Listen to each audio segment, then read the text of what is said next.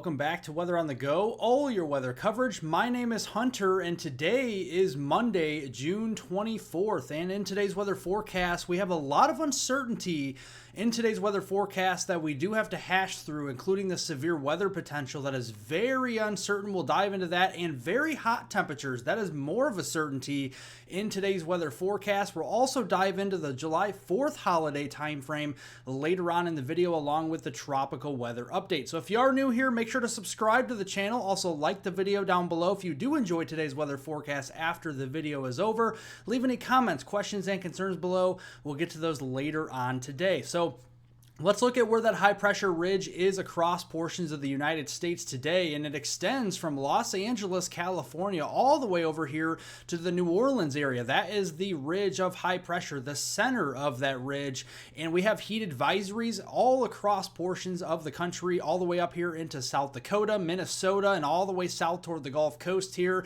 Even in these purple shaded colors, we have excessive heat warnings in more of those metropolitan areas, such as Omaha, into the Little Rock area, Fort Smith, Arkansas, back here into northwestern portions of Utah, and even down here outside the Los Angeles and into the San Diego area, we have those as well. So let's look at the afternoon highs, the expected highs this afternoon. We have a lot of triple-digit heat across portions of Nebraska, into Kansas, into Oklahoma here, West Texas today, even parts of western Iowa, western Missouri, also getting into the triple digits just with your temperatures this afternoon. When you factor in the moisture, what that air is really going to feel like as you walk outside, look at that, all the way up to 101 up there into South Dakota, 111, very yucky conditions there into Omaha, 106 in Des Moines, 112 in Kansas City, 111 in Little Rock, and 105 in the Dallas-Fort Worth area. So you get an idea, the middle of the country is where the most intense heat is going to be,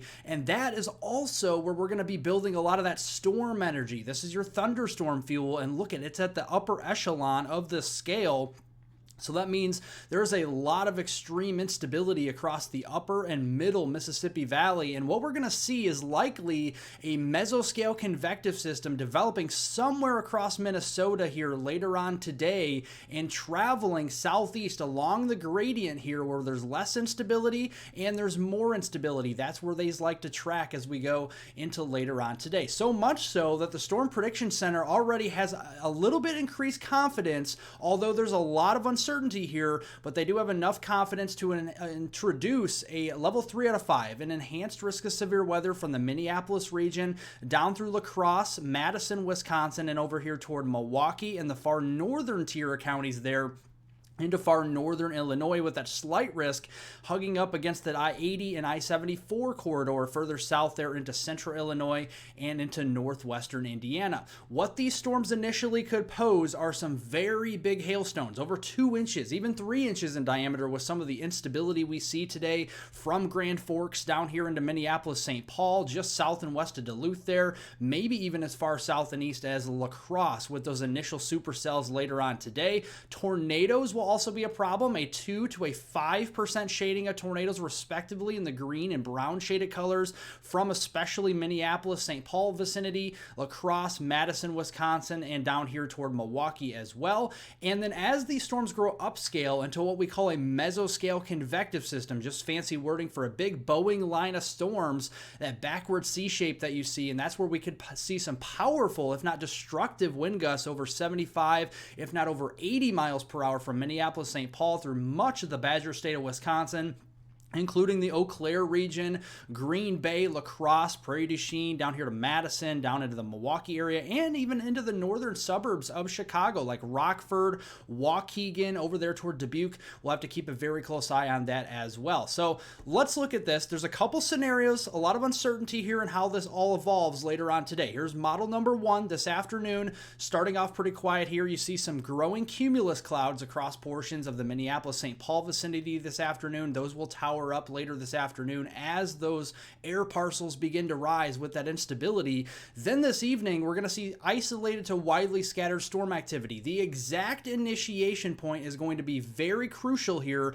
This could develop further west than this model. This could develop further east into northern Wisconsin here.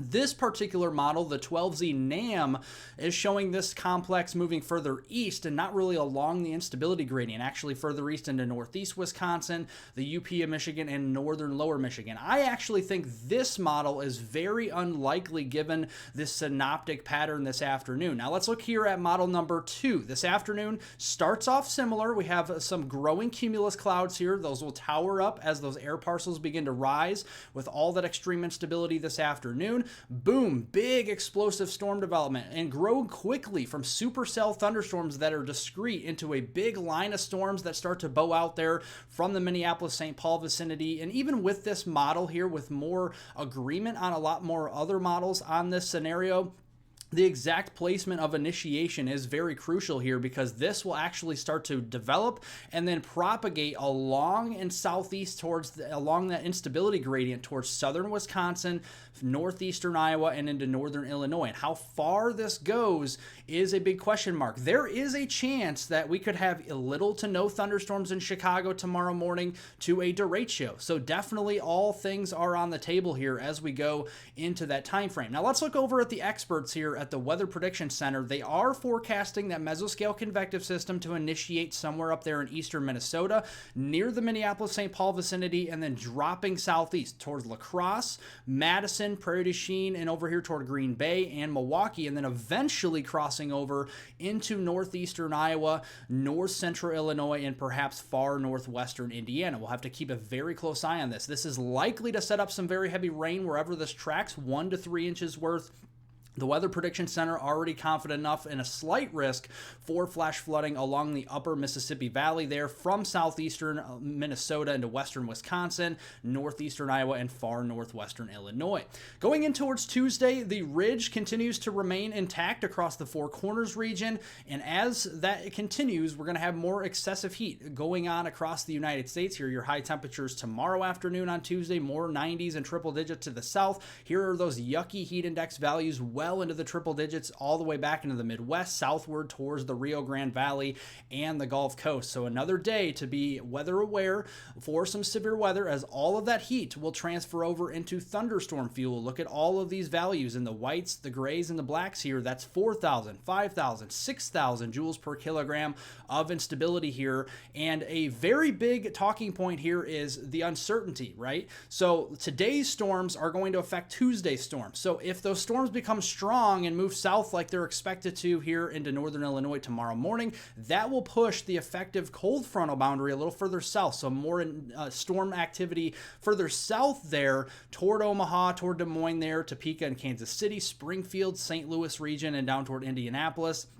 And might actually be a little bit further to the south from Chicago, so mainly along and south of that I-80 corridor in Iowa, Illinois, and Indiana. But if those storms don't develop and don't get as strong as anticipated here, as such as the parent NAM model that we showed you with Model 1, then this could be a little bit further to the north. So that is a big talking point here, and a lot of uncertainty in this next 24 to 48 hours of the forecast. So take this with a grain of salt. Tuesday afternoon, we have potentially some thunderstorms there in eastern Iowa, northern Illinois. Those will be training over the same areas. And if they do train over the same areas along that effective cold frontal boundary, some flash flooding concerns will be there. As we already have saturated soils, we had a complex of storms move through northern Illinois and parts of the Midwest as we got just a couple of days ago. And then you can see another mesoscale convective system moving further through the mid-Missouri Valley. Again, this is highly conditional right now. We'll keep you updated. Here's the rainfall totals. If we do get that mesoscale convective system tomorrow into tomorrow night across Missouri, we could be seeing an inch or two of rain, and that could lead to a marginal and slight risk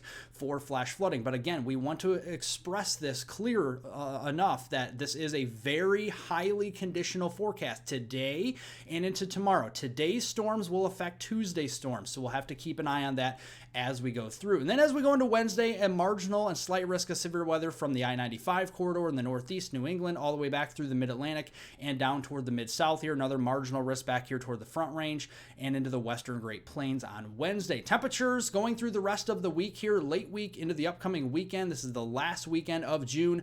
This is Saturday, June 29th, Sunday, June 30th. A lot of heat still building across the south there. We are keeping tabs on another storm system in our very active pattern here as we go into later on in the week. This is on Thursday, June 27th, entering the Pacific Northwest that will move over the northern periphery of this ridge across the Dakotas on Friday, Saturday up into the upper Great Lakes region, and then Sunday exiting across the Northeast. And then the ridge just continues to just build monstrous all the way up there into Canada, into the Canadian prairies to end the month of June. And this will get us ready for July. So looking at that pattern, Thursday, Friday, Saturday, Sunday, that 4-day period, that active pattern, again, unfortunately, in the same areas. So saturated soils, heavy rain on top of saturated soils. I am getting a little more concerned about not only flash flooding here of low-lying areas, such as drainage areas, ditches, farm fields, and stuff like that, but also river flooding across parts of the Midwest due to all of this heavy rain running off. It has to run off somewhere. So those rivers are definitely going to get a lot more flooding as we go through the days ahead, and then that'll extend over into the Northeast as well. And now heading into the first week of July, Monday, July 1st through Sunday, July 7th, this takes you right through the 4th of July there. Heat will continue across the South and the Southeast, and the active weather pattern we see across the North will just only continue into early July, and some monsoonal moisture as well for Arizona. So the Phoenix area, Flagstaff, up there into southern Utah, parts of New Mexico, especially western New Mexico, southwestern Colorado, we'll start to see that monsoonal moisture, and that will feed up over top of that ridge and could lead to more rounds of severe weather and heavy rain, again, unfortunately, in the same areas there in the upper Midwest, the lower Midwest, the Great Lakes, and the Northeast, going through that first week in July. Turning over to the tropical weather update, the National Hurricane Center in Miami, Florida, is now highlighting another investigative area here near the Central Americas and toward the Bay of Campeche again, the Western Caribbean, a 20% chance of development over the next 7 days. That system currently is in the Eastern Caribbean. That will be moving westbound over the next several days. Something that is a factor here, and a major factor at that, is the Saharan dust.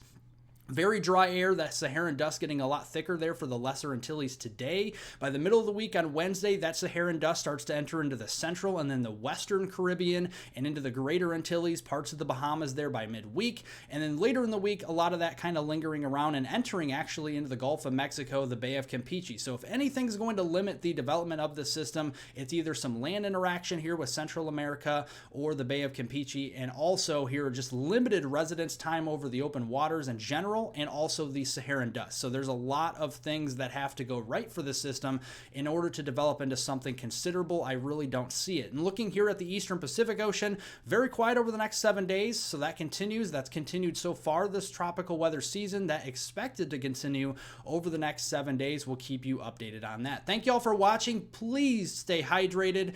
And if you venture outdoors, make sure to find any shaded areas or some air-conditioned areas as well, as it is very hot out there, folks. Make sure to stay safe from the heat out there. Like the video if you did like today's weather forecast. Leave any comments, questions, and concerns below. We'll get to those later on today. We'll have a new weather forecast video for you guys tomorrow, updating you on the heavy rain, the severe weather, the tropics, everything like that in tomorrow's weather forecast. Thank you all for watching. Have a wonderful rest of your Monday out there.